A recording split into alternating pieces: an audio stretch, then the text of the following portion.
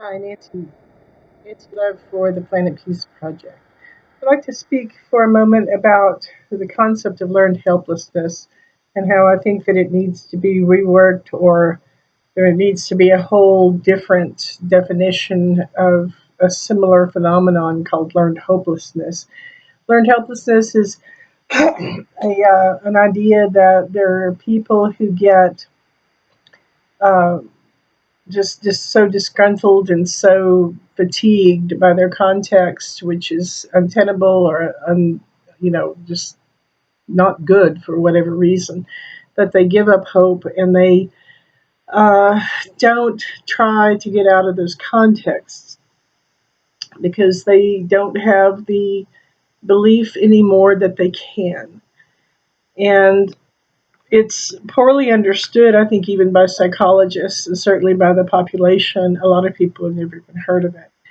Now, I was talking to a young woman once, and I heard a conversation about this phenomenon, and she couldn't have been more than 24, 25, and one of those people who's raised on the internet and didn't understand that it's entirely likely that you can rely on experts in person, or people that you know who've got an education and some wisdom, rather than the first uh, result in a search engine online. That really irritates me. And she said, we were talking about learned helplessness, and she said, I've never heard of it. And she took her phone and plugged in the word, and then she said, they think they're worthless. People who have learned helplessness think they're worthless. I said, no, no, no, no, nothing could be further from the truth. That's not what it's all about. She said, it says here people don't, they think they don't deserve wealth or success or escape or freedom or whatever they're seeking. And I said, no, that's actually, it can be a symptom of it, but it is a lesser, phenomenon, and it is not the main symptom of it. The main symptom is that you just give up trying. That's the helplessness part. But she, because she'd seen it online, it must be true. And I, with my 72 hours of psychology, half of it in graduate school, could not sway her from her 3-second education. I'm serious, people. She had heard of it, she plugged it in, and she got a 3-second education and decided she knew more about it than everyone else. Not true. The idea of not deserving freedom or success or whatever, it comes from the uh, two-partite way that learned helplessness can develop. It can be developed from damned if you do or damned if you don't syndrome.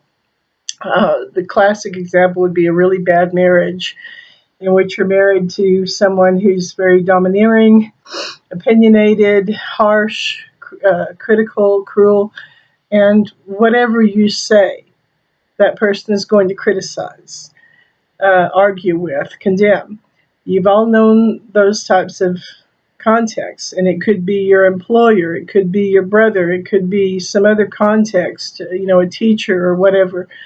But you know the type of relationship I'm talking about. When if anybody says something to that type of person, they're going to be argued with and condemned. So people just stop trying. They're going to be criticized if they make a comment. They're going to be criticized if they don't. So they just generally they don't make comments anymore or even try to get along with those sorts of people. The other way that the the old-fashioned concept of learned helplessness, including devaluing oneself, can develop is if, like the classic example would be the extremely rich kid, the trust fund baby, and everything's handed to them. They know from the get-go that they're going to be wealthy. They're not never going to have to work or try or get an education or do anything at all because they're just going to skate on their daddy's dime for the rest of their lives. And those people, ironically, can feel like they don't deserve anything and they've never tried to get anything, therefore, they don't really deserve the wealth they've got. I have never personally known anyone like that. I've never known anybody who felt helpless because they had everything handed to them. I have known millionaires, sons of millionaires, sons of millionaires. I have known people who were third generation major wealth, and those people worked as hard as anyone. They may have inherited trust funds, they may have inherited business opportunities that the rest of us would really love to have because their fathers or mothers handed them opportunities to be managers or owners of businesses that their parents had started or their grandparents had. But these were some of the hardest working people I've ever known, and they saw their opportunities for what they were, real opportunities, and they valued them and sought success on their own without just skating on their daddy's dime. So the theory is that you could develop learned helplessness either way, but I'm telling you, learned helplessness absolutely does not involve necessarily the idea of undeserving or feelings of insecurity or worthlessness. It always, in every single case of learned helplessness I personally have ever witnessed, it has developed from a context of damned if you do and damned if you don't. And that context could be you're in the military and you have harsh commanders, or you're in some other form of slavery. You are in a gang, or you are in some other kind of context. You're in a family. You're in an employment situation. You're in an educational situation where you feel that regardless of what you do, the marriage, the classic example of learned helplessness is the bad marriage. And people feel that possibly because of their commitments, their children, their houses, their whatever, they're not going to be able to get free of those contexts. But in every single case, the woman with the 3-second education, and it is completely wrong. And the people I know who have learned helplessness do still have their confidence. They maintain their feelings of self worth. That's why they still want out. They know that they deserve better. And I really do think that the whole paradigm of learned helplessness needs to be shifted toward what I'm talking about, because people who have learned helplessness often have a lot of self worth, a lot of security in terms of their own uh, understanding of their own value and what they deserve. They deserve freedom, they deserve dignity, they deserve to be treated well, they deserve to get out of whatever context they're in. Yet, for whatever reason, and those reasons can be myriad and complex, they don't feel that they're going to be able to do so.